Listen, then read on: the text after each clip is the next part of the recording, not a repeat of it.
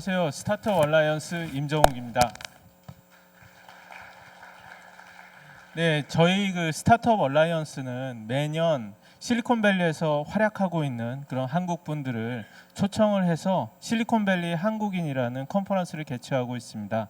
저희는 이번에 실리콘밸리 한국인 컨퍼런스를 좀 짧게 이렇게 임팩트 있게 만들어서 스타트업 콘에서 이렇게 선보이기로 했습니다. 그래서 저희가 이번에 실리콘밸리의 스타트업에서 활약하고 계신 한국분 세 분을 모셔서 오늘 이야기를 듣고자 합니다. 그래서 첫 번째로 이야기를 듣고자 하는 분은 바이너리 VR이라는 이런 가상현실 기술을 개발하고 있는 스타트업의 공동 창업자인 유경환 님이고요. 그리고 두 번째로는 실리콘밸리의 유명한 음악 스타트업인 스뮬에서 활약하고 계시는 배정현 뮤직 프로듀서이시고요. 세 번째는 빅브레인 랩이라는 음악 관련 그런 스타트업을 창업하고 지금 이끌고 있는 조성문 님입니다. 자, 이제부터 차례대로 이야기를 듣도록 하겠습니다. 감사합니다.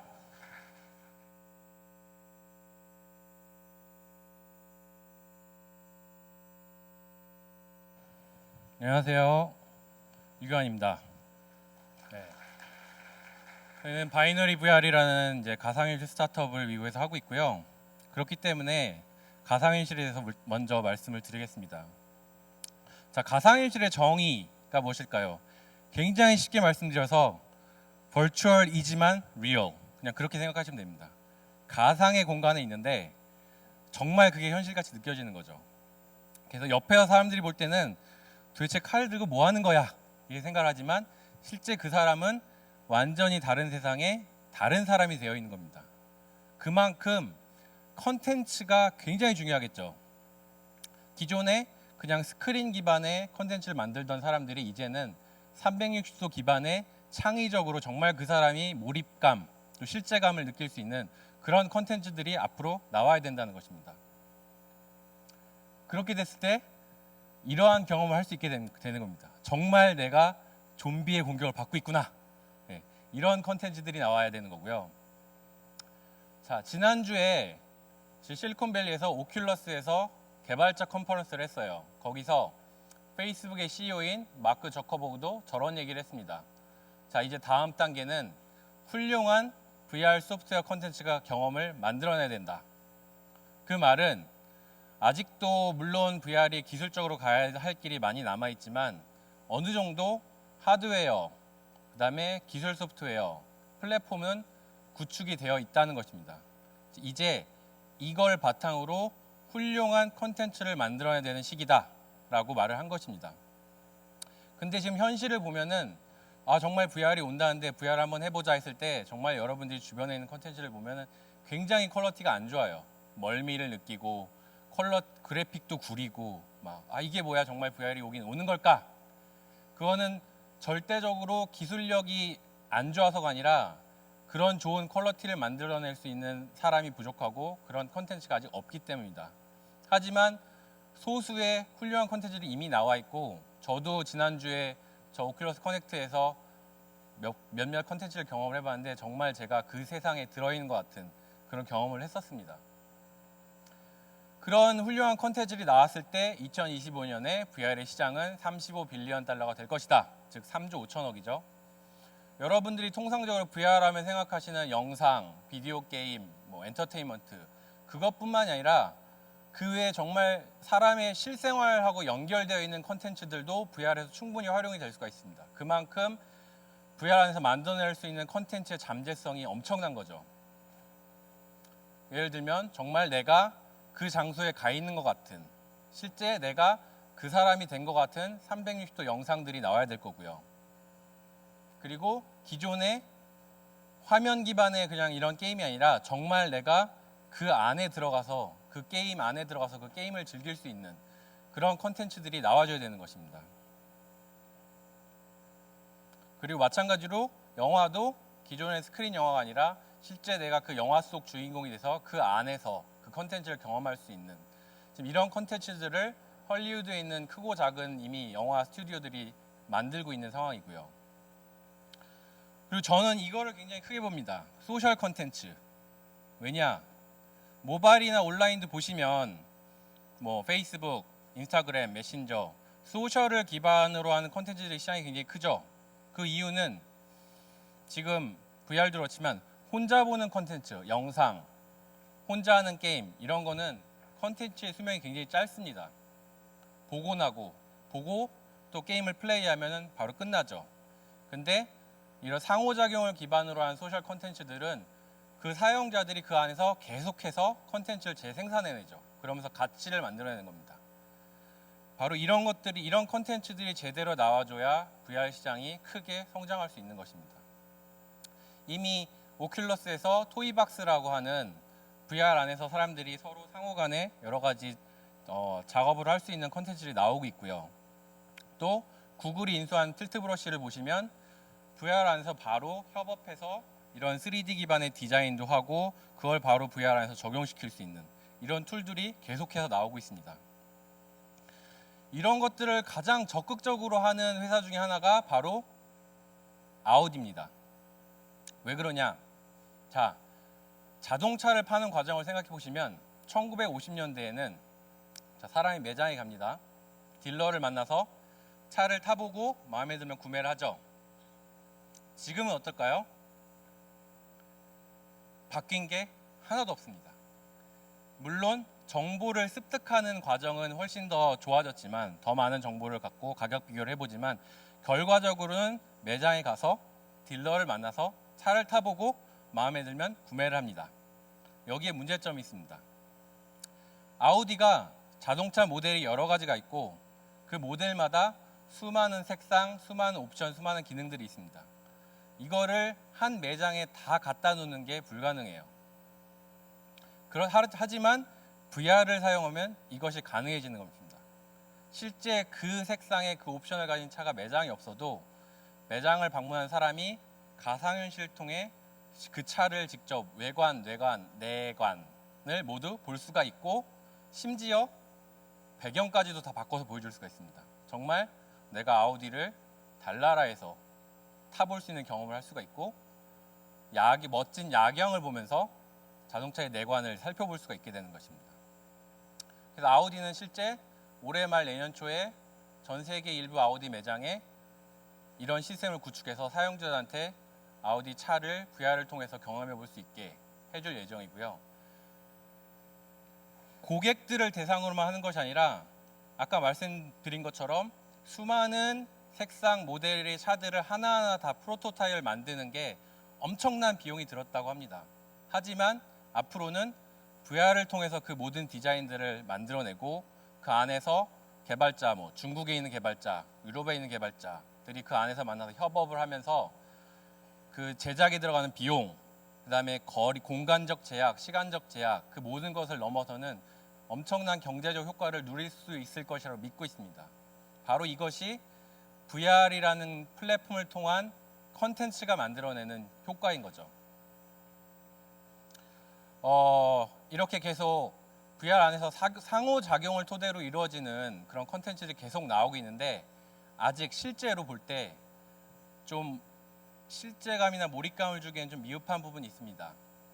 예를 들어 지금 이런 강연도 나중에는 제가 미국에 있는데 VR 기기를 씁니다.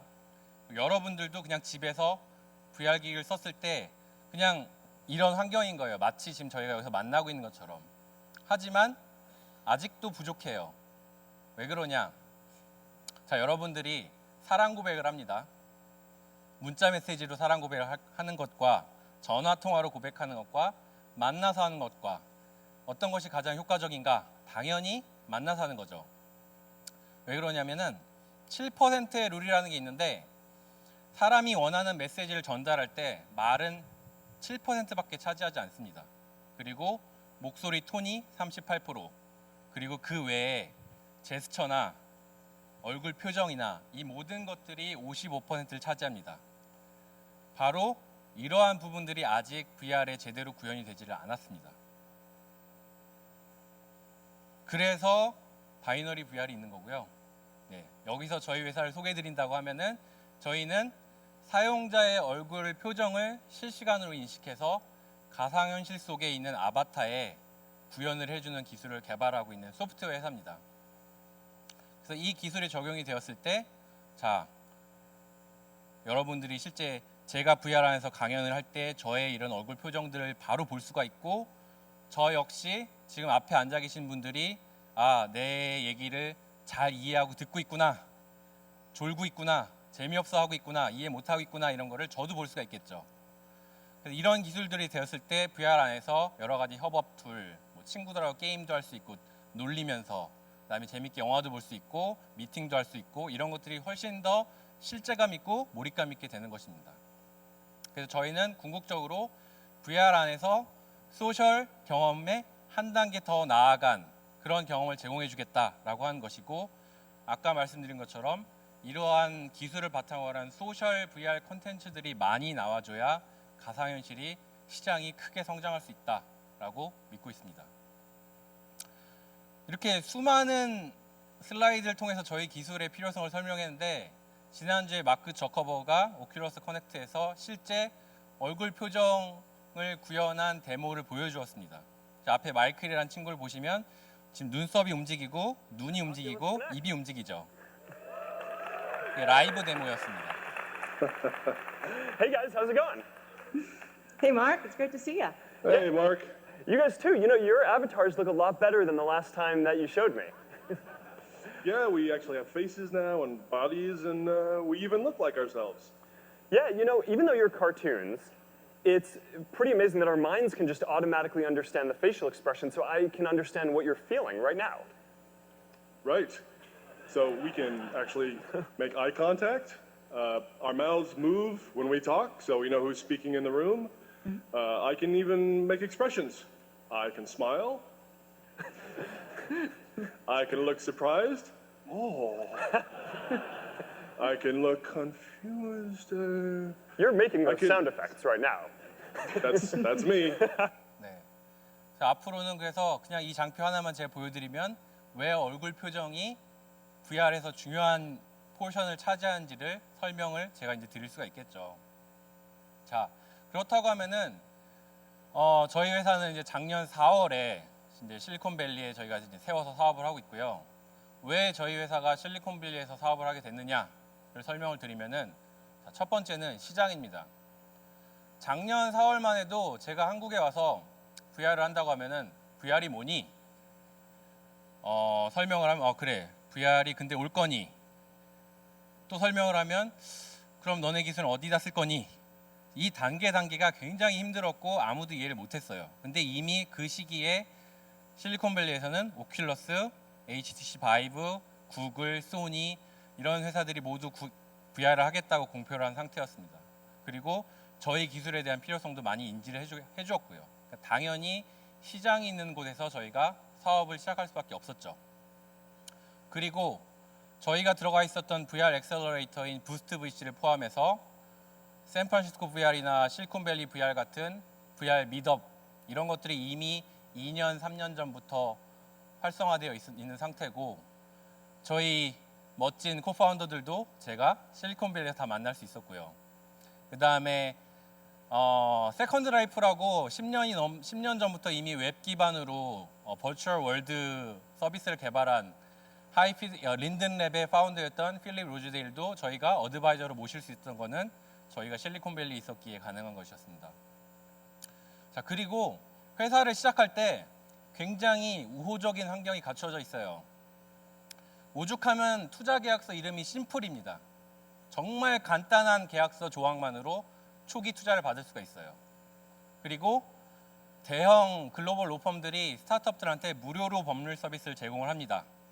이게 무료는 아니고, 예를 들면 계약상에 따라서 저희가 10억 투자를 받으면 그 전까지 밀렸던 비용을 한꺼번에 주는 겁니다. 근데 뭐 10억 투자를 받았으니까 주면 되죠. 그 전에 회사가 망하면 그거는 부채가 아니에요. 그냥 돈 안 내고 그냥 회사 망하면 되는 겁니다. 그리고 실리콘밸리뱅크 같이 IT 스타트업들이나 IT 기업들만 대상으로 금융 서비스를 제공하는 그런 금융기관들도 있고요. 이거는 뭐 당연하겠지만 모든 회사들이 다 실리콘밸리에 있습니다. 저희가 VR 사업을 하면서 저희가 만나고 싶은 VR 회사들은 다 만나봤어요. 이것도 거리적으로 저희가 바로 근처에 있기 때문에 가능한 것이고요.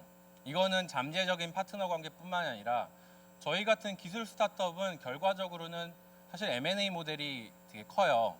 근데 그 M&A를 해줄 수 있는 회사들이 다 근처에 있다는 겁니다. 안타깝게도 한국은 좀 M&A가 쉽지는 않아요. 그거는 이제 물론 여러 가지 사항들이 있겠지만 그 회사를 사줄 수 있는 모수 자체가 한국에 적기 때문입니다. 근데 그게 실리콘밸리라서 또 가능한 거고요. 그리고 단순히 실리콘밸리를 떠나서 그냥 전 세계의 모든 큰 회사들은 다 실리콘밸리에 옵니다. 저희가 현재 들어가 있는 바이브X라는 VR 엑셀러레이터는 타이완, 대만에 있는 HTC가 하고 있는 엑셀러레이터인데 저희는 그 심천팀에 들어가 있어요. 왜냐하면은 저희 기술이 뭐 카메라, 하드웨어가 필요하고 그 다음에 VR 헤드셋을 만드는 회사들하고 좀 일을 많이 해야 되는데 그 모든 공장들이 다 심천에 있습니다. 그래서 HTC에서 너네 심천에 와서 엑셀러레이터 프로그램을 하자 해서 저희가 조인을 했어요. 저희가 실리콘밸리에 있지만 그런 커넥션이 모두 가능한 겁니다. 자, 끝으로 말씀을 드리자면 VR에서 제가 컨텐츠를 추천드리는 이유는 어쩔 수 없지만 한국에는 사실 아직도 오큘러스를 살 수가 없고 바이브를 살 수가 없어요. 이미 뭐 미국, 유럽을 떠나서 저는 지금 일본이나 중국보다도 지금 한국이 되게 좀 뒤처져 있다고 생각을 하고 있어요. 환경 자체가 구축이 되어 있지 않기 때문에. 그래서 하드웨어나 기술 사업을 하기에는 굉장히 좀 힘듭니다. 그런 인프라를 얻을 수가 없어. 하지만 컨텐츠는 달라요. 헐리우드 영화가 있지만 한국 영화가 있죠. 한국 드라마가 있고.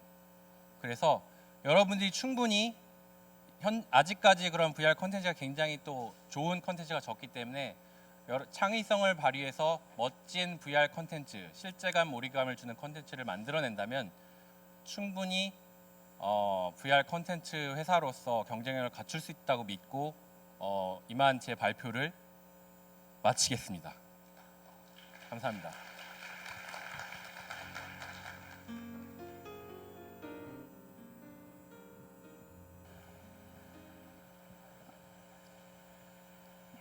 네, 안녕하세요. 저는 스뮬이라는 회사에서 뮤직 프로듀서로 일을 하고 있는 배정현이라고 합니다. 만나서 반갑습니다.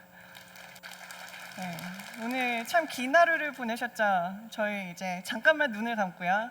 숨을 크게 들이쉬면서 여러분이 요즘에 좋아하시는 음악이 어떤 게 있는지 한번 멜로디를 머리에 한번 떠올려 보세요.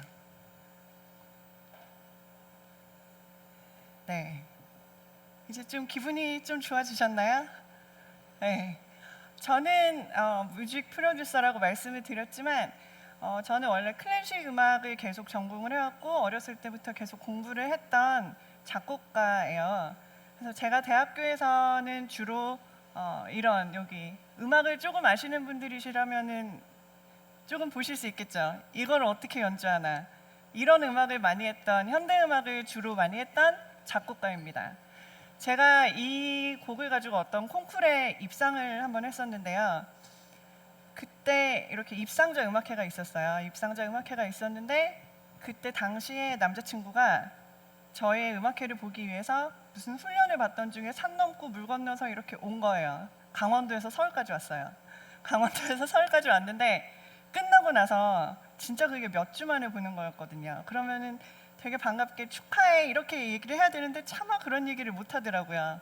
여기에 이 사람 같은 그런 이게 대체 뭐고 내가 지금 이게 들은 게 이게 음악인가? 막 이런 표정으로 저를 이렇게 축하한다고 얘기하지만 영혼이 없는 그런 인사를 저에게 했었어요. 네. 혹시 여러분들 몇 년 전에 뉴욕 필하모닉이 북한에서 공연했던 거에 대해서 알고 계시나요? 네, 그런 일이 있었어요. 그때 반응이 굉장히 좋았어요. 그때 MBC에서 라이브로 방송을 해줬었고요. 한국에 나만에 그렇게 해줬었고 이분들의 반응 여기서 보시다시피 굉장히 열광적으로 반응을 해주셨어요. 막 눈물을 흘리면서 박수 치면서. 근데 그분들이 호응을 했던 거는 세계적인 마이스트로 로린 마젤이 아니고요. 그 다음에 거기에 뉴욕 필하모닉에 엄청나게 많은 뛰어난 음악가들이 아니었고요. 혹시 한국 사람이라면 이 노래를 다 아실 텐데 한번 같이 해보실까요? 아리랑아 모르세요? 이 노래였어요. 이 노래를 뉴욕 필하모닉이 연주를 하니까는 사람들이 굉장히 좋아하더라고요. 그게 바로 음악을 통한 음악으로 할 수 있는 소통이죠. 그래서 저는 계속 그 일을 계속 좀 더 해보기로 하고 유학을 가서 사실 유학 가서 공부는 많이 안 했고요. 저는 더 많은 경험을 쌓기 위해서 이런 오거니제이션에서 일을 했었어요. 네, 이런 오거니제이션이 뉴욕 필하모닉이나 샌프란시스코 심포니, 그 다음에 작게는 세인루크 오케스트라 이런 퍼포밍 아트 오거니제이션들이 가지고 있었던 가장 공통적인 고민거리는 뭐였냐면 관객들이 나이가 굉장히 많아지고 있다는 거였어요. 어떤 공연 단체에서는 평균 연령이 60살 이상이에요. 그 이상에 얼마나 더 있는지 모르겠지만 60살 이상의 관객들이 되게 많았어요. 그러면 그분들은 언젠가는 이런 말을 하기 좀 그렇지만 돌아가시잖아요. 돌아가시고 나면 티켓 구매 파워가 있는 분들이 없으니까 그 공연에는 돈을 벌 수가 없잖아요. 그 공연으로는. 그렇게 되면은 연주자들도 음악을 못하게 되는 그런 상황이 벌어지죠. 그래서 이 공연 단체들에서 집중했던 관객층이 있는데요. 어린아이들, 3, 4살부터 굉장히 어린 아이들부터 그때 당시 뉴욕시티에서 일하고 있던 영 프로페셔널들에 되게 많이 집중을 하기 시작했어요. 네. 이거 아시는 분? 손 들어보세요. 네. 저는 제가 어렸을 때 어떤 노래, 어떤 음악이 생각나? 이러면은 제가 어제 사실은 저희 남편하고도 이 얘기를 했거든요. 어떤 음악이 생각나? 이러면은 저는 이 노래가 생각이 나거든요. 태권도 V, 마징가 제트, 죄송해요. 태권도 V, 죄송해요. 네, 이 노래가 제가 생각이 나는데 이 노래가 생각이 나는 거는 제가 남동생이 있는데 남동생과 굉장히 이거를 진짜 많이 봤어요. 막 비디오도 빌려서 보고 그러면서 되게 좋았던 기억이 뭐가 있었는지 모르겠지만 뭔가 좋았던 기억이 있었으니까 이 노래가 제가 지금 생각이 나는 거잖아요. 그거랑 마찬가지로 어린 아이들 그리고 젊은 관객들한테 집중을 할 때 되게 중요하게 생각했던 거는 이 아이들에게, 이 사람들에게 어렸을 때부터, 젊었을 때부터 클래식 음악을 공기처럼 자연스럽게 호흡을 하고 자연스럽게 느낄 수 있는 환경을 많이 만들어주는 그런 것에 많이 집중을 했어요. 그래서 어린 아이들이 어떤 걸 좋아하는지, 그리고 어린 아이들의 엄마 아빠들이 어떤 거를 좋아하는지 그런 어디언스 트렌드를 파악하는 게 가장 중요한 일 중에 하나였습니다. 그래야지 그 사람들의 지갑을 열고 그래야지 이런 오거니제이션들도 살 수가 있잖아요. 네. 그래서 그런 환경에서 자란 아이들은 나중에 커서 자기들이 졸업을 하고 이제 잡을 잡게 되면은 그때 첫 월급으로 가는 공연이 그 다음에 또 남자친구랑 여자친구랑 기념일에 가는 공연이 드레이크나 빅뱅 콘서트 이런 게 아니라 클래식 음악 뉴욕 필하모닉 콘서트를 갈 수 있는 거죠. 네. 아무리 소통하고 공감이 중요하다 그래도 여기서 불법 다운로드 안 받아보신 분 없으시죠? 네. 이게 굉장히 옛날에도 그랬고 지금도 굉장히 큰 문제점인 것 같아요. 만약에 저게 문제가 아니었고 관객들이 아티스트에게 무료 콘텐츠를 원하지 않고 아티스트도 제대로 돈을 받을 수 있고 그 다음에 소속사가 갑질을 하지 않았다면 그렇다면 저희는 DJ DOC 오빠들의 노래를 신곡을 지금도 들을 수 있었을지도 몰라요. 그쵸? 다행히 미디어가 이렇게 발전을 하면서 아티스트들에게는 새로운 프로모션과 세일즈의 툴이 생겼습니다. 지금 자기가 원하는 노래나 동영상 같은 걸 찾아볼 때 테레비를 보거나 아니면 뭐 라디오에서 내가 원하는 음악을 들을 거야 이렇게 해서 보시는 분들은 거의 없으실 것 같아요. 거의 다 핸드폰이나 컴퓨터나 이런 걸로 자기가 원하는 거를 이렇게 찾아보시는 경향이 있는 것 같아요. 네, 이런 테크놀로지의 발전으로 음악 업계도 이렇게 훌륭한 회사들이 많이 생겨났고요. 네, 그 중에서 저희도 이런 음악 소셜 앱을 만드는 회사 중에 하나인데요. 제 생각에 저희 회사에서 잘하고 있다고 생각하는 점은 첫 번째는 음악을, 컨텐츠를 게임화를 시켜서 관객들이, 유저들이 즐겁게 음악을 접할 수 있게 해주는 것에 있다고 생각합니다.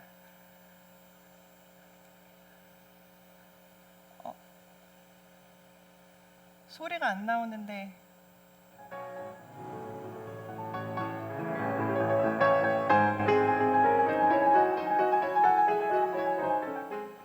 네, 베토벤 소나타 이걸 치려면 몇 시간이고 막 연습을 해야 되잖아요. 그게 아니라 저희 매직 피아노 앱을 사용하면 손가락 4개만 가지고도 이렇게 베토벤 소나타를 칠 수가 있고요. T-Pain's new app can take any voice, anyone's voice, anything, and turn it into music. So we challenged him to try it out on the president, and here it is, T-Pain with Obama Auto-Tune. So, Mr. President, what would your health plan do for America?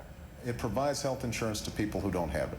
Well, that sounds good, Mr. President, but tell you what, could sound a whole lot better. What do you think?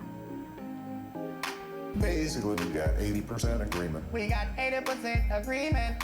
The 47 million Americans who don't have any health insurance at all. No health insurance at all. I'm not the first president to take up this cause, but I am determined to be the last. Determined to be the last. Doctors, patients, hospitals, wasting money, Your money. healthcare, Healthcare. Medicare. pharmaceutical industry, Pharmaceutical. diabetes, Diabetes. foot amputation. Amputation. When are we gonna say enough is enough? When enough is enough is enough. Thank you. God bless you, and may God bless the United States of America. That sounds great, Mr. President. Thank you very much.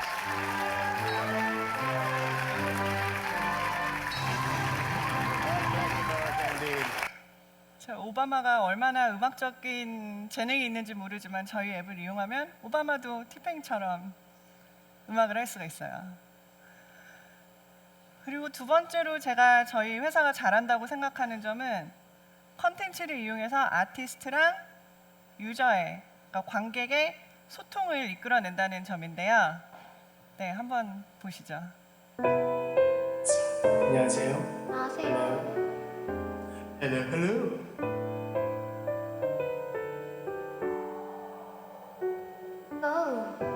힘들었겠지 하루가 유난히 길었을 거야. 지금 내가 데리러 갈게. 지쳐있은 이 모습에 또 바뀌는 빨간 신호등에 괜히 마음이 조급해. For you, oh baby you. For you. 네, 여자분들 힐링 되시죠? 그쵸? 네, 이렇게 관객들과 소통을 하고 있습니다. 여기 두 분은 저희 회사의 코파운더신데요. 이쪽에 왼쪽에 계신 분은 안경 끼신 분, 그분은 제프, 저희 현재 CEO시고, 그다음에 그 옆에 있는 분은 제프의 꿈을 현실화시켜 주신 지금 스탠포드에서 스탠포드 컴퓨터 음악과의 교수이신 거왕인데요. 이 둘은 박사와 학생으로 2007년에 처음 만나서 제프가 자기의 꿈을 얘기하죠. 자기의 꿈은 세상에 몇십억의 인구가 음악으로 서로 소통하는 거, 얘기하는 거를 이루는 거라고. 그랬더니 거가 자기 할 수 있을 것 같다고. 그렇게 해서 만났어요. 그래서 이 둘이 처음 만든 앱은 라이터라는 앱이랑 그다음에 오카리나라는 앱이에요. 근데 이 앱은 그냥 뭐 단순하게 악기를 부는 앱이 아니고 여기에 보면은 글로브가 있어요. 지구본이 있어서요. 세상의 어느 곳에서 누가 이렇게 라이터를 불고 있는지, 불꽃을 만들고 있는지, 음악을 연주하는지를 볼 수가 있었어요. 네.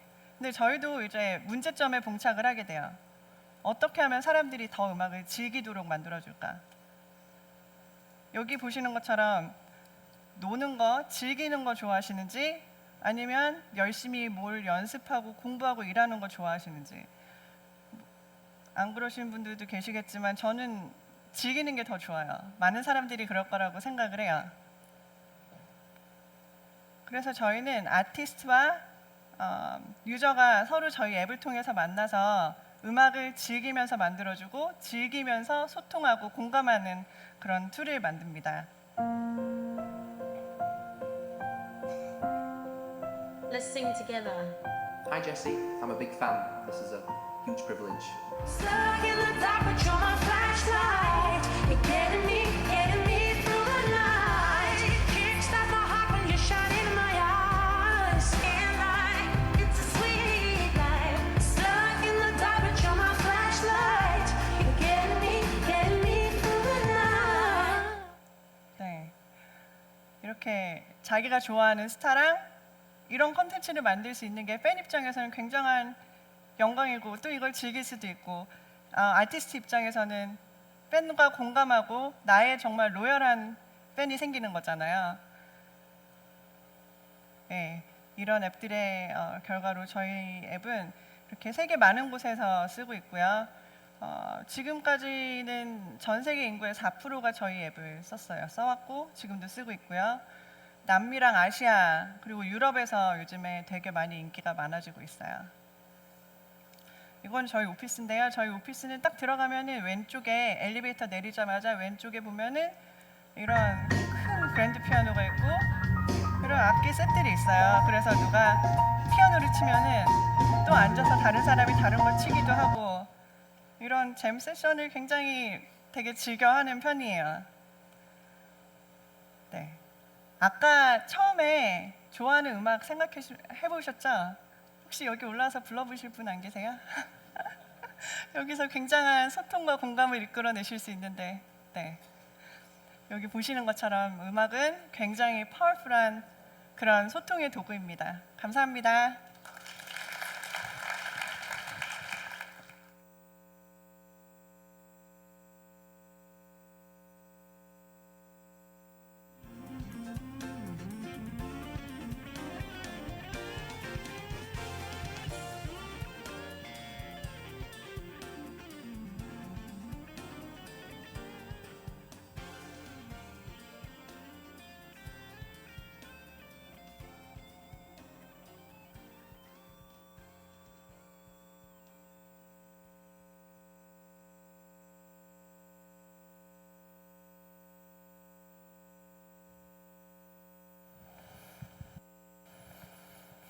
안녕하세요.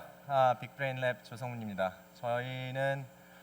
저는 일단 먼저 소개드리면 실리콘밸리에서 지금 스타트업을 하고 있습니다.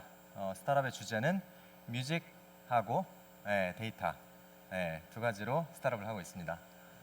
그 회사에 대해서 간략하게 말씀을 드리고요. 지금 왜 이 자리에서 우리 회사가 이런 걸 지금 하고 있는지 말씀을 드리고 그리고 오늘 주제 자체가 좀 뭐 실리콘밸리 이야기 하고 있으니까 뭐 많은 분들이 또 실리콘밸리 관심을 가지고 계신데 거기 가서 또 뭐 사업을 한다든지 뭐 취직을 한다든지 이런 거에 대해서 그거에 대해서 살짝 말씀을 드리도록 하고 그 다음에 이제 사업이라는 길을 제가 왜 선택했나 그거에 대해서 말씀을 드리려고 합니다. 저희가 하는 일은 음악 데이터 대시보드하고 그 다음에 추천 알고리즘 이렇게 두 가지인데요. 이거에 대해서는 좀 이따가 설명을 드리기로 하고 왜 이게 중요한지 먼저 말씀을 드리겠습니다. 그러니까 워너뮤직의 CEO가 한 말인데 과거에는 그러니까 라디오 플레이를 얼마나 우리가 많이 하느냐 얼마나 많은 라디오 방송에 우리 노래가 나가느냐 이게 히트를 결정했어요. 노래가 히트하느냐 마느냐 가지고 똑같은 노래를 좀 전에 들었던 뭐 플래시라이트 이 노래를 하루에 13번을 라디오 스테이션에서 틀어주면 떠요 이 노래가. 그래서 거기에 이제 많이 집중을 했었는데 지금은 사람들이 음악을 듣는 채널이 엄청나게 다양하죠. 그래서 라디오도 여전히 중요하긴 하지만 특히나 스포티파이와 같은 플랫폼들이 음악을 띄우는 데 있어서 이제 중요한 역할을 하고 있습니다. 예를 들어서 스포티파이에만 지금 현재 1억 명의 가입자가 있고 그 중에 4천만 명이 매달 돈을 내고 쓰고 있습니다. 저희는 그래서 뭘 하느냐? 예를 들어서 이렇게 스트리밍, 그러니까 지금 이렇게 보면 좀 전에 저희가 이제 하는 거는 이 스트리밍 쪽에 집중을 하고 있는데 한국은 이미 예전부터 멜론이 다 이제 스트리밍으로 바꿔놔가지고 월에 5,000원, 뭐 8,000원 내면 스트리밍으로 무제한 들을 수 있고 다운로드도 할 수 있고 이런데 재미있게도 미국이 한국보다 뒤처지는 게 굉장히 많아요. 그 굉장히 많은 뒤처지는 것 중에 하나가 이 스트리밍 쪽으로 그러니까 전환이 되게 느렸어요.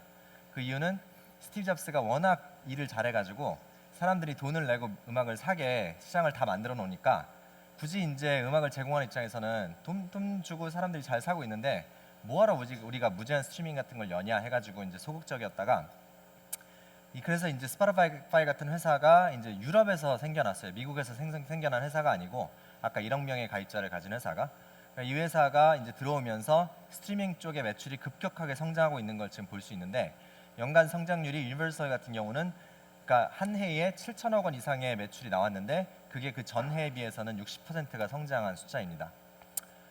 그러니까 그래서 이 매출이라는 게 도대체 대충 얼마 정도 나오는 걸까 한번 생각을 해보면 이 숫자는 이렇게 정확하게 밝혀진 숫자는 아니고 추정치인데 하루에 그러니까 제일 많이 인기가 있는 노래 전 세계에서 이게 이제 요즘에 체인스모커스가 엄청나게 인기예요. 근데 이 그룹의 클로저라는 노래가 하루에 600만 정도 스트리밍이 이제 600만 정도 이제 플레이가 되는 거죠. 그러면 한 번 플레이당 돈을 줘요. 스포티파이가 플레이 될 때마다.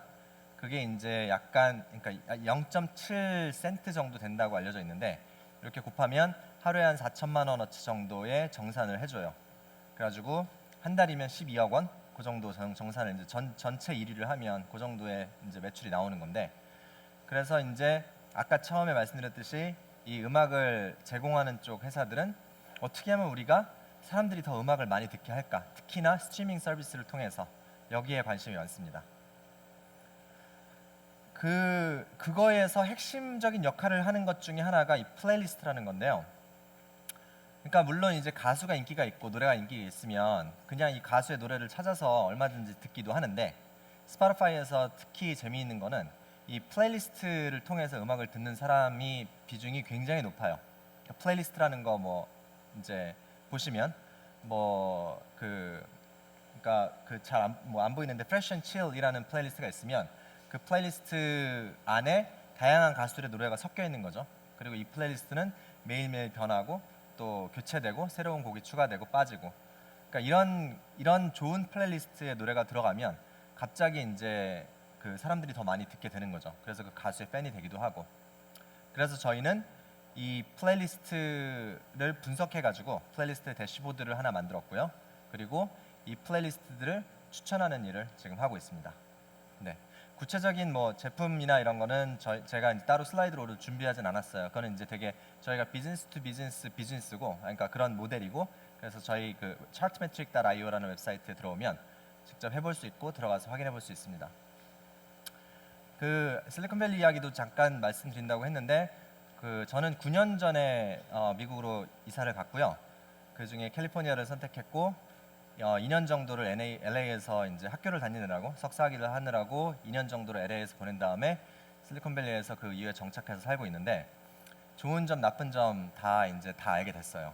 7년 정도 살아보니까 그 중에서 제가 좋아하는 거는 자연환경, 그 이제 뭐 산과 물, 바다 뭐 이런 것들이 이제 다 가까운 거죠. 태평양도 바로 옆에 있고 그리고 이제 항상 쾌적하고 이런 것들이 그냥 삶의 질을 많이 높여주니까 전반적으로 그런 점이 좋고 그 다음에 두 번째로 제가 거기 살면서 좋았던 거는 임금 수준이 높아서 물론 이제 그만큼 돈을 많이 써야 되지만 비싸니까 근데 저는 그런 생각을 옛날부터 했어요. 그러니까 적게 벌고 적게 쓰는 것보다 많이 벌고 많이 쓰는 게 더 좋은 것 같다. 옛날부터 이런 생각을 했었어요. 그러니까 그 많이 쓰는 거에 대해서 그거에 비해서 얻는 게 많지 않더라도 심지어 그러니까 뭐 밥 한 그릇 여기서 돌솥 비빔밥 5,000원짜리 얼마 맛있어요. 미국에서 이제 밥 한 그릇 먹으려면 한 13달러, 14달러 정도 줘야 되는데 돌솥 비빔밥보다 맛이 없거든요. 그래도 저는 이제 이렇게 그런 삶을 한번 살아보자 이래가지고 이제 한번 해봤는데, 지금은 마이너스라는 표현을 왜 썼냐면 이게 사업을 하는 입장에서, 사람들을 고용하는 입장에서는 이제 그 임금 수준이 굉장히 높은 거죠. 예, 그 아시겠지만, 예, 그냥 뭐 몇 년 차 엔지니어 연봉이 1억 5천 이렇게 되니까 뭐 이게 이제 그 어떤 사람을 고용해 가지고 뭘 물건을 만들어야 되는 입장에서는 이 물건의 가격이 엄청나게 비싸든지, 아니면 이 사람을 어떻게 이 사람이랑 잘 해가지고 이거를 뭐 유지할 수 있게 하든지, 이런 것들이 이제 되게 이제 골치 아픈 문제가 됩니다. 그리고 그 다음에 뭐 모든 사람들이 이제 테크 쪽에 있으니까 거기서 만나는 변호사도 테크 쪽 변호사고, 회계사도 테크 회사랑 일하는 회계사고, 모든 사람들이 이제 그런 쪽에서 일한다는 거는 그냥 약간 내가 소외되지 않았다는 느낌? 그냥 뭐 테크 쪽 일을 하는 사람들 입장에서는 다 우리는 다 같은 일을 하는 사람들이구나, 이런 느낌이 저는 좋았어요. 제가 그런 쪽 일을 하는 입장에서는. 그리고 이제 사람들이 그런 거에 대해서 이제 스스로 자부심을 가지고 있다, 이런 것도 재미있었고, 그 많은 사람들이 저한테, 이제 저는 실리콘밸리에서 한 6년 정도, 7년 정도를 회사를 이제 다니면서 나름대로 이제 안정적인 정착을 하게 됐어요. 예, 오랫동안 있으면서 처음에는 회사에서 잘릴까봐 전전긍긍하다가, 그리고 영어도 못해가지고 처음에는 이 회의를 하는데 무슨 말 하는 건지 모르니까 그런 거 가지고 헤매고, 상사가 저한테 뭐 하라고 시켰는데 뭘 시켰는지 제가 몰라가지고 막 추측성으로 하다가 이제 일이 잘못되고, 이런 일 처음에 겪다가 몇 년 지나니까 이제 영어도 잘할 수 있게 되고 이제 익숙해지고 일도. 그리고 제가 다녔던 회사는 오라클 본사에 있었는데, 회사 자체가 이제 미국의 대기업이잖아요. 꽤 안정적인 회사다 보니까 이제 굉장히 이제 그런 면에서 그 가족과 시간, 그리고 회사에서 보내는 시간을 잘 이렇게 유지할 수 있는 그런 일이었는데, 제가 그러다 이런 글을 읽었어요. 그 어떤 미국에서 20년 정도 간호사로 일했던 사람이 쓴 책에서 나온 글인데, 사람들이 죽는 순간에 하는 후회들을 이렇게, 그러니까 죽을 때 이야기를 하는 거예요, 그 간호사가. 그래가지고 그 후회들 중에서 자주 등장하는 후회들을 모아가지고 한번 이렇게 요약을 해봤더니, 그 후회 중에 첫 번째로 나오는 이야기가, 내 삶에서 좀 정말 나한테 좀 진정한 내 삶다운 나만의 삶이라고 할 수 있는 그런 삶을 살지 못한 게 후회된다. 이게 첫 번째였어요. 저는 여기서 이제 이걸 읽고서 생각한 게, 리스크를 더 뭔가 위험 부담을 더 많이 지지 않은 것이 죽는 순간에 하는 후회 중에 첫 번째구나. 그래서 나는 나름대로 위험 부담을 안고 한국에서 이제 게임빌이라는 잘 성장하고 있는 스타트업에서 떠나가지고 미국에 가가지고 다시 밑바닥부터 시작해서 이렇게 회사에서 살고 있는데, 지금 내가 뭔가 위험 부담을 지고 있는 건 뭘까? 그래서 그런 것도 생각이 들었고, 그리고 항상 뭔가 그런 거에 대한 동경이나 뭐 하고 싶고 이런 이제 욕심들이 있었고, 그래서 이제 이게 저를 많이 이제 때렸어요. 예. 죽는 순간에 지금 이렇게 가다가 뒤에서 차가 빵 하고 쳤어요. 그럼 하늘을 공중으로 붕 떠서 날아간 다음에 땅에 착지하는 순간까지 하게 될 생각이 뭘까? 예. 그때 내가 무슨 후회를 하게 될까? 그 생각을 하니까 갑자기 퍼뜩 정신이 들더라고요. 그래서 2년 정도 전에 회사를 나왔고, 그리고 이제 두 번째는 가족과의 그 관계된 얘기인데, 그 뭐 열심히 일하는 건 전 좋다고 생각해요. 열심히 일하는 건 너무 재밌는 일이고, 근데 이제 죽는 순간에는 또 하게 되는 후회가, 너무 내가 일만 하면서 평생 살았구나, 이런 후회를 하게 된다고. 이 두 가지를 같이 추구하는 건 좀 어려운 일인 것 같아요. 자기가 스타트업을 하게 되면 일을 열심히 해야 되고 많이 해야 되기 때문에 뭐 이렇게 가족과 함께 생활을 추구하고 이렇게 쉽지는 않지만, 이제 그런 단계를, 어려운 단계를 거쳐서 그 다음으로 지나게 되면 이 5가지 요건을 다 충족시킬 수 있는 길에 도달할 수 있게 되겠구나, 이런 생각이 들었습니다. 그래서 지금 제가 사실 쉽지 않고 힘들지만 이걸 하면서 저 자신에게 다시 한번 이렇게 리마인드 시켜주는 그런 글들이고요. 그래서 오늘 한번 이 자리에서 공유를 하고 싶었습니다.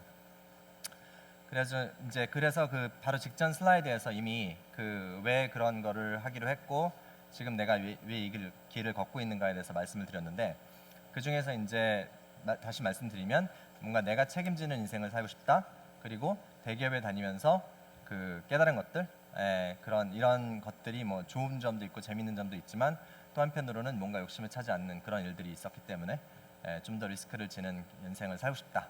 이렇게 해서 지금 하고 있습니다. 아까 오늘 이제 이 세션 자체가 음악과 예술에 대한 건데 음악이라는 거를 왜 관심 있어 하고 왜 하고 있냐?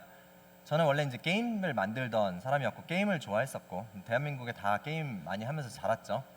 저도 이제 게임의 환장에서 이렇게 있었는데 게임을 만드는 일을 하면서 저한테 고민을 항상 줬던 게 있었어요.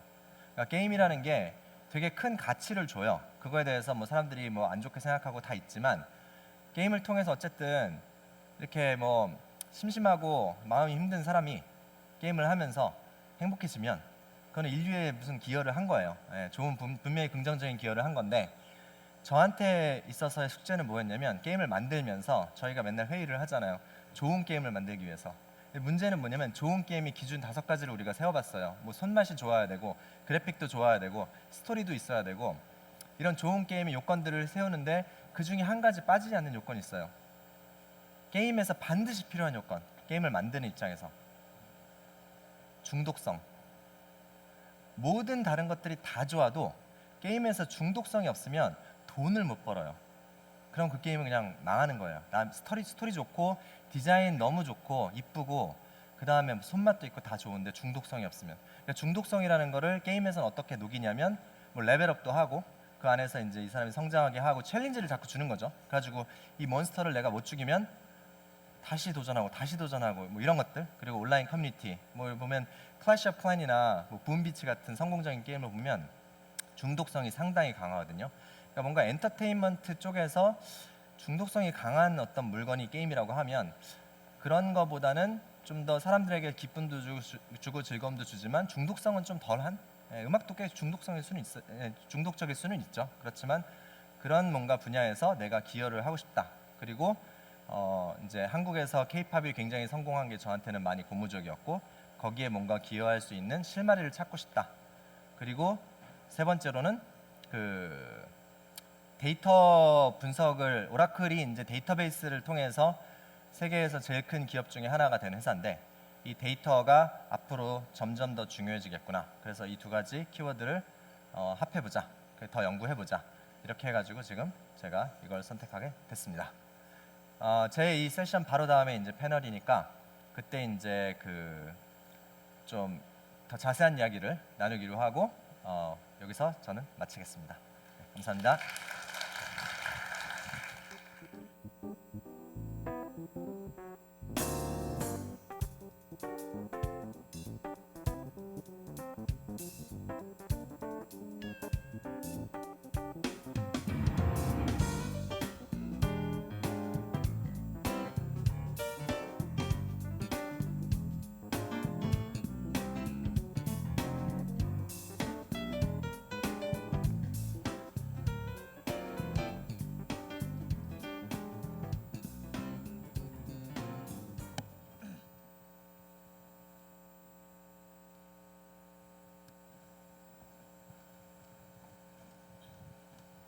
네, 실리콘밸리에서 오신 이 세 분의 아주 흥미로운 이런 발표를 잘 들어봤습니다. 제가 지금부터 20분 동안 뭐 여러 가지 이렇게 간단히 좀 질문을 드리려고 하는데요. 우선 그 배정현님, 굉장히 재미있게 들었고 제가 스뮬 옛날에 그 라이타라든지 오카리나 정말 재미있어하면서 어떻게 이렇게 창의적인 아이디어를 이렇게 만들 수가 있었을까 그런 생각을 했었어요. 근데 저는 신기하게 생각하는 게 사실 그 당시에 스뮬이 그 거왕이라는 그런 좀 독특한 그 스탠포드 교수의 분의 아이디어로 시작을 해서 그런 앱을 만들었지만 저는 그게 그렇게 큰 사업화가 되는 그런 비즈니스가 될 수 있으리라고는 생각을 못했거든요. 그런데 그 한국에서도 되게 마찬가지일 거예요. 되게 음악가나 미술가나 이런 거 하시는 분들이 그렇게 비즈니스 센스는 없기 때문에 자기 그런 크리에이티비티나 그런 아이디어를 쫓아가기는 하지만 그렇게 그 굉장한 사실 뭐 얘기 듣기로는 매출도 뭐 이미 엄청나고 이 직원도 한 150명 정도 되는 샌프란시스코의 유명 스타트업으로 컸는데 그게 실리콘밸리라서 가능한 건가요? 그렇게 그 회사가 성장할 수 있었던 그 비결은 뭘까요? 보시기에 어떤 것 같아요? 회사에 조인해서 보시기에.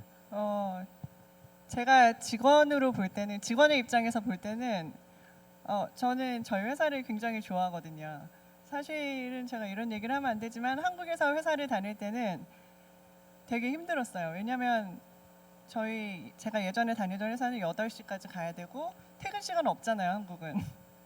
네, 그래서 굉장히 저도 작곡가다 보니까는 되게 시간이 되게 플렉서블한 거에 되게 익숙해져 있다가 회사를 다니려니까 힘들었는데 이 회사 같은 경우에는 일단 일이 되면은 나머지 부분에 있어서는 굉장히 자유롭게 풀어주는 편이고요. 그리고 저 말고도 음악하는 친구들이 되게 많고 그리고 음악을 좋아하는 친구들이 굉장히 많아요. 그래서 서로 대화도 굉장히 잘 통하고 그리고 저희 CEO 자체도 굉장한 음악가거든요. 뭐 전문적인 음악가는 아니지만 피아노를 하루에 2시간씩 연습을 할 정도로 음악을 되게 좋아하고 서로 진짜로 회사에서는 음악으로 소통이 가능한 그런 회사이기 때문에 항상 직원들의 마음 관리를 굉장히 근데 잘 그런 해주고. 열정만으로 회사가 되는 건 아니니까. 네. 그러면 비즈니스라든지 그런 또 개발을 하시는 분들하고 그런 아티스트들하고 협업이 잘 이루어지나요? 협업이 잘 이루어지는 편인 것 같아요. 저희 회사가 최근에 많이 화제가 되었던 거는 아티스트 프로그램 때문에 많이 화제가 되었는데요. 아까 제가 영상 보여드린 거에서 제시 제이라든지 뭐 찰리 푸스, 제이슨 드룰로 이런 외국 아티스트뿐만 아니고 한국에서도 에릭 남, 마마무, 그다음 악동 뮤지션 이런 뮤지션들하고도 이렇게 콜라보를 많이 하기 때문에 사람들하고도 좀 더 인게이지먼트도 많이 되는 것 같고요. 네, 알겠습니다. 또 다시 여쭤볼게요. 이번 유경환님한테 질문. 아까 그 발표를 들으면 VR 스타트업들은 한국에서 하지 말고 다 실리콘밸리로 가야 될 것 같은 생각이 들더라고요. 왜냐하면 거기에 투자도 어떻게 보면 쉽게 받을 수 있고 VR 파트너십 할 수 있는 회사들도 있고 시장도 이미 어느 정도 되어 있고 막 이런 느낌이 드는데 제가 궁금한 것은 그러면 한국 VR 스타트업들도 무조건 실리콘밸리로 가서 하는 게 맞는지라는 질문하고요. 그리고 그렇다면은 한국도 그걸 따라가기 위해서 그런 환경을 만들어야 되는데 한국에서 좀 VR 이런 스타트업도 지금 많지 않고 투자도 많지 않고 이런 분위기 자체도 아까 말씀하신 것처럼 그거 되겠어? 그거 뭐 그런 느낌이 많이 있거든요. 그런 게 바뀌려면 어떻게 돼야 될까요? 굉장히 어려운 질문입니다. 네.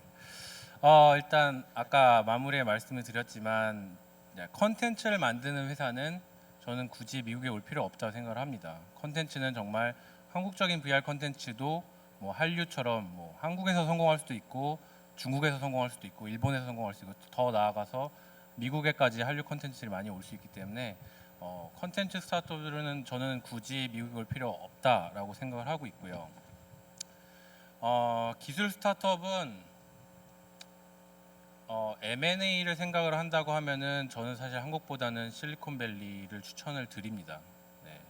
한국에서는 저희가 이제 뭐 투자를 받거나 파트너십을 알아볼 때도 물론 한국에 와서도 VC들도 많이 만나보고 했지만 그냥 M&A 모델이네요. 그러면은 굉장히 VC들도 한 발짝 뒤로 물러섭니다.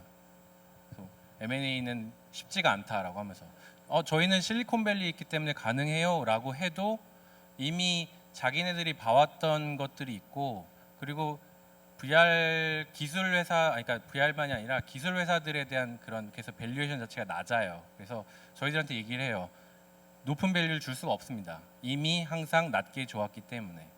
하지만 실리콘밸리 있으면은 물론 하이 리스크 하이 리턴이 있어요. 당연히 실리콘밸리에 오면은 시장의 기회는 훨씬 크고 회사의 밸류 크게 쳐주겠지만 엄청난 경쟁이 있고 실패할 수 확률도 엄청나게 큽니다.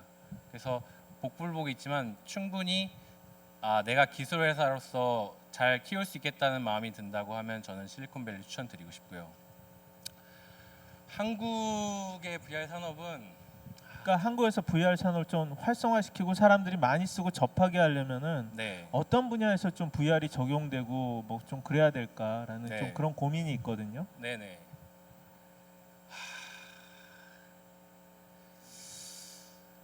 얼굴 인식 바이너리 VR을 빨리 적용. 네, 그거는 저희가 열심히 개발을 하고 있고요. 어려운데. 지금 한국에서 이제 제가 되게 좋게 보는 부분은 한국 정부가 나서서 VR을 키우겠다라고 이제 많은 펀드를 만들고 있잖아요. 그게 이제 나쁜 인식으로 보면 또 돈을 여기저기 뿌린다라고 생각하겠지만 사실 중국을 보시면 중국이 지금 VR이 굉장히 적극적이고 앞서 나간 이유가 뭐 얼마 전에 G20에서도 직접 중국의 주석이 VR하고 AR이 여태까지는 중국이 항상 뒤따라왔지만 VR, AR은 중국이 다른 나라보다 앞서갈 수 있는 거다라는 얘기를 했어요. 중국은 정말 무서운 게 아직 공산국가이기 때문에 주석이 한마디 하면 다 따라옵니다. 지방 정부부터 해가지고 심지어 제가 본 사례는 이제 중고등학교 학생들한테 에세이 퀘스천 자체가 질문이 앞으로 VR이 세상을 어떻게 바꿀 것이냐라는 질문이 벌써 나왔대요. 그 정도로 그냥 위에서 VR 하면 이제 쫙 해서 VR 해가지고 엄청난 투자를 하는 겁니다. 저는 그런 부분을 되게 좋게 보고 있어서 부정적으로 보실 수 있는 분은 그렇게도 보겠지만 지금 한국 정부에서 나서서 앞으로 한국에서 VR이 컨텐츠가 커야 되겠고 그런 걸 지원하겠다 하는 거를 좋게 보고 있고 여러분들이 충분히 내가 VR 컨텐츠를 제대로 만들 수 있다라고 생각한다고 하면은 그런 점을 잘 살리실 수 있다고 믿고 있고요. 네, 컨텐츠 진흥원에서 많이 투자를 해야겠네요. 네, 잘 부탁드립니다. 어디 계세요? 그 조성무님한테 그 질문을 드리고 싶은 건 많이 이제 실리콘밸리에 계시면서 많은 그런 스타트업을 또 봐오시고 이제 실리콘밸리 장단점을 많이 느끼셨을 텐데 우리가 이런 행사를 하고 이런 이야기를 하다 보면 항상 좋은 얘기만 하게 되고 그래서 실리콘밸리에 대해서 많은 분들이 사실은 환상을 갖고 거기에만 가면 꿈이 이루어지고 투자도 쉽게 받을 수 있고 그런 얘기 하시는 분들 되게 많아요. 한국은 정말 투자 받기 어렵고 투자자들이 바보 같아서 내 기술을 이해 못하는데 실리콘밸리 가면은 쉽게 받을 수 있다더라 라면서 울분을 터뜨리는 분도 있고 그런데 과연 거기서 실제로 스타트업을 해보시면서 그 현실은 어떤지 그리고 보시기에 한국 스타트업들이 실리콘밸리에 간다면 어떻게 그렇게 경쟁력 있게 경쟁을 할 수 있을지 이렇게 본인의 솔직한 생각을 한번 들어보고 싶습니다.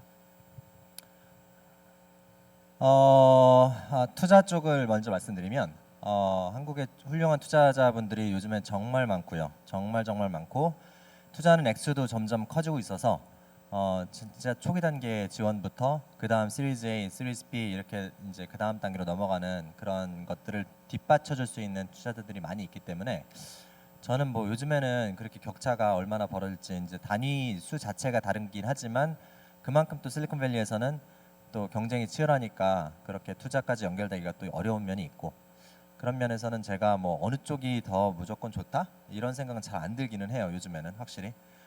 그리고 이제 근데 이제 좀 전에 유경환 씨가 얘기한 것처럼 어떤 기술 집약적인 분야나 아니면 M&A가 중요한 분야 이런 데서는 이제 그쪽에서 그런 거에 대한 뭐 기대감, 이해 그리고 그러니까 다 이게 경험에서 나온 거잖아요. 그러니까 과거에 그런 종류의 투자를 해봤을 때 리턴이 잘 돌아오는 경험을 하게 되면 또 그런 종류의 투자를 또 기꺼이 할 수 있게 되는 거잖아요. 그런 면에서 이제 좀 그런 거에 열려 있는 그런 거를 기꺼이 기대하는 투자자들이 좀 더 많다. 그 정도? 네, 그 정도였던 것 같고. 두 번째 질문이 그러니까 한국 스타트업이 실리콘밸리 가는 거에 대해서 뭐 어떤 준비를 해야 될까? 현실적인 좀 네. 그런 어려움이랄까 실리콘밸리 그런 그 잘 보이지 않는 네. 실제로 한국 스타트업이 갔을 때 겪는 이런 그 어려움 챌린지 같은 거 어떤 걸 보시는지. 그냥 얼핏 드는 생각은 그러니까 한국에서 보면 이제 원래 스타트업은 많이 어려운 거잖아요. 근데 어려운 거를 그나마 좀 극복할 수 있는 거는 그 창업자가 잘 알려진 사람이면 돼요.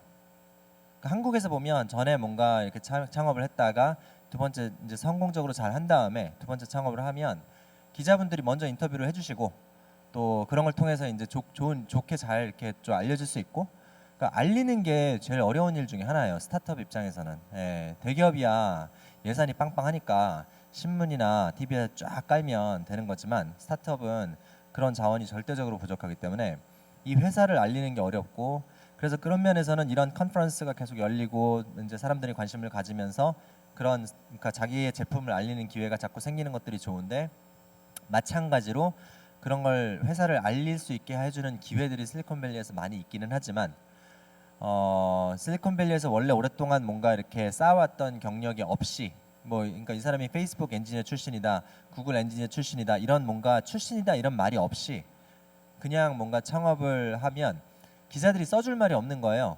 이 사람에 대해서. 그러니까 아니면 뭐 연사로 초대를 하고 싶지도 않은 거죠. 연사로 초대할 때 소개할 말이 있어야 되잖아요. 이 사람에 대해서. 근데 갑자기 뭐 한국에서 띵 온 사람이다 이걸로는 이제 초대도 그러니까 뭔가 회사를 알리는 게 몇 배의 노력이 더 많이 필요하다는 게 제일 큰 챌린지라고 생각을 하고 그리고 또 이제 그런 자리에서 짧게 자기 회사를 알려야 될 때 영어를 잘해야 되겠죠 당연히. 예, 그런 것들은 이제 창업자가 직접 영어를 잘 할 수 있어야지 그걸 극복할 수 있어야 되고 상대방은 창업자로부터 직접 듣는 이야기랑 창업자나 코파운더가 아닌 다른 사람에게 듣는 이야기를 다르게 해석하기 때문에 그런 것들이 이제 큰 챌린지고 준비해야 될 것이라고 생각이 듭니다. 영어는 오래 사시고 또 노력하시니까 극복이 되시던가요? 저는 토종 한국이니까. 저는 그러니까 그 영어의 측면에서는 제가 이제 이렇게 막 컨퍼런스 콜을 하거나 그러니까 예전에 제가 회사에 다닐 때는 그나마 괜찮았어요. 오라클이라는 거대 회사의 명함을 제가 안고 그걸 뒤에 엎고서 뭔가 얘기를 하면 뭐 어쨌든 제가 갑이니까 뭐 예를 들어서 그러니까 별로 신경 안 써줄 때도 많았는데 이제 제가 완전 슈퍼 을 중에 을 중에 을이잖아요. 스타트업. 그러니까 그 모든 그래서 이제 굉장히 긴장이 돼요. 제가 이렇게 말을 정말 빠르게 하고 빠르게 설명해야 되고 우리 거 설득해야 되는데 그런 것들이 이제 긴장이 되는데 한 7년 그러니까 한 9년 사니까 그런 면에서는 편해지기는 했습니다. 예, 지금은 편해요. 예, 근데 뭐 9년 걸렸어요. 또 그거 담당하는 미국인 네. 창업자를 또 찾으시지 않나 그런 네. 생각이 들어서. 네. 배정현님한테 질문 하나 드리면요. 뭐 모르시는 분들 많을 텐데 부군께서도 스타트업을 하시잖아요. 예, 많이 알려진 비트파인더라는 어웨어라는 그런 디바이스를 만드는 노범준 대표가 부군이시거든요. 그리고 아기도 지금 둘이나 있고 뭐 그런 상태에서 그 남편분이 어떻게 보면 좋은 그런 시스코라는 좋은 직장을 다니다가 나와서 갑자기 스타트업 열병에 이렇게 들어가지고 스타트업 한다고 이렇게 나섰을 때 어떠셨어요? 그거 뭐 좀 말리셨어요? 아니면은 뭐 그런 거 하라고 이렇게 좀 도와주셨어요? 저는 말리지는 않았고요. 대놓고 말리진 않았고요. 사실은 저희 남편이 사업을 시작하기로 한 때가 한 4년 정도 됐거든요. 4년 정도 됐을 때 저는 저희 남편이 할 수 있는 마지막 기회라고 생각을 했어요. 만약에 저희 애들이 더 크고 그러면 실질적으로 그때 스타트업을 시작하기는 조금 되게 부담스럽잖아요. 가장으로서. 그래서 저는 남편이 할 수 있는 마지막 기회라고 생각을 했고요. 그래서 저는 굉장히 지지하는 입장이었어요. 예. 저희 남편은 어떻게 느꼈는지 모르겠는데요. 그런데 또 이렇게 아기들도 이제 어린 아기들도 이제 나서 크고 있고 뭐 그런데 부부가 같이 또 한 분은 스타트업으로 이렇게 올인을 하시고 또 스타트업에 지금 또 다니시는 거 아니에요? 이미 좀 큰 스타트업이지만 또 회사도 샌프란시스코에 굉장히 멀리 있고 예, 그런데 좀 일하시는데 그런 어려움은 없으세요? 그런 면에서? 제가 가정이 있으니까는 그런 면에서 말씀을 드리면 일단 저희는 주변에 친척들이 없거든요. 딱 저희 가족만 있기 때문에 애들을 한국에 있으면 부모님들한테 이렇게 무슨 일이 있으면 애들이라도 말씀을 좀 부탁을 드릴 텐데 그런 점이 조금 좀 아쉽긴 해요. 왜냐하면 솔직히 애들 키우다 보면 센터장님도 그러셨겠지만 예기치 못한 일들이 되게 많이 일어나잖아요. 그래서 그런 면에서 제가 조금 대응이 늦다는 게 좀 그렇고. 아니 그렇긴 하지만 네. 제가 또 질문드린 그 이유 중에 하나는 지금 다니시는 그 회사에서 그런 면에 대해서 좀 배려라든지 이런 것들이 많이 굉장히 있는지. 많이 해주는 편이에요. 저희 회사 같은 경우에는 일단 제 바로 위 상사랑 굉장히 대화를 많이 하는 게 중요한 것 같아요. 제 지금 상황을 좀 알리고 내가 지금 상황이 이런데 지금 내가 할 일은 이만큼인데 이 일을 언제까지 이렇게 해놓겠다 그런 것만 평소에 대화가 잘 되면은 그러니까 이해를 많이 리설트 해주는 위주로 편인 것 일을 같아요. 하시니까 네. 그러니까 일주일에 한 번만 나가셔도 사실은 네. 문제가 없는. 예. 그러면 집에서는 거의 어떻게 일을 하세요? 화상 같은 걸로 하세요? 네, 집에서 미팅을 할 때는 거의 다 화상 통화로 하고요. 웬만하면은 제가 가는 날 미팅을 다 몰아놔요. 그래서 그렇게 네. 하는 편이에요. 네. 저희가 빨리 기술 개발해서 VR에서 VR로 미팅을 할 수 있도록. 예, VR로 할 수 있도록 하면은 좋을 것 같아요. 마지막으로 유경아님한테 질문 드릴게요. 경아님은 그 제가 오랫동안 트위터로 봐서 이렇게 알아오기도 하고 그랬는데 뭐 MBA도 하시고 뭐 그렇게 해서 미국에 정착을 하시고 그랬는데 대개는 뭐 유수의 미국에서 MBA 하시고 뭐 그런 트랙들이 있으면은 안정된 회사들로 이렇게 들어가서 있고 그럴 텐데 또 이제 나이도 어느 정도 이렇게 먹어가고 사실 그런 상태에서 이렇게 그 뭐 진짜 될지 안 될지 모르는 이런 스타트업에 조인한다는 결정을 내리기가 쉽지 않았을 텐데요. 또 그 비싼 동네에 살면서 어떤 계기로 그렇게 하시게 됐나요? 이게 포장된 답변하고 솔직한 답변이 있는데요. 둘 다 말씀해 근데 둘 다 주시면. 진실입니다. 포장된 답변은 제가 이제 한국에서 SK텔레콤을 5년간 다녔는데 솔직히 대기업이 좀 저도 맞다고 생각하진 않았어요. 저한테 아까 배정현님이 말씀하신 것처럼 약간 정해진 일과 시간이 있고 막 야근도 많고 근데 제 업무 만족도는 좀 없는 것 같고 그러다가 이제 MBA를 가기 전에 사실 VC에서 2달간 한국에서 인턴을 했어요. 근데 그때 스타트업과 스타트업 투자에 대한 매력에 빠지게 됐어요. 그래서 MBA를 하고 나면 나는 무조건 스타트업 환경이 가장 잘 돼 있는 실리콘밸리에서 일을 하겠다. 그러고 이제 실리콘밸리에 가서 처음에는 한 60명 정도 규모가 되는 게임 회사에서 일을 하고 그 다음에는 한국의 모바일 게임 스타트업이었는데 한국에 이제 개발팀이 한 50명이 있지만 미국에는 6명밖에 안 되는 되게 퍼블리싱 서비스라는 조그만 팀에 이제 제가 들어가서 점차적으로 이제 적은 팀으로 가면서 점점 스타트업 경험을 이제 제가 하게 됐죠. 근데 그러면서 마지막 직장이 잘 안 됐어요. 그래서 정말 최악의 상황이었을 때는 이제 제가 6개월 동안 월급을 못 받았어요. 엄청나게 물가가 높은 실리콘밸리에서 6개월 동안 월급을 못 받았는데 그래도 사실 믿음이 있었어요.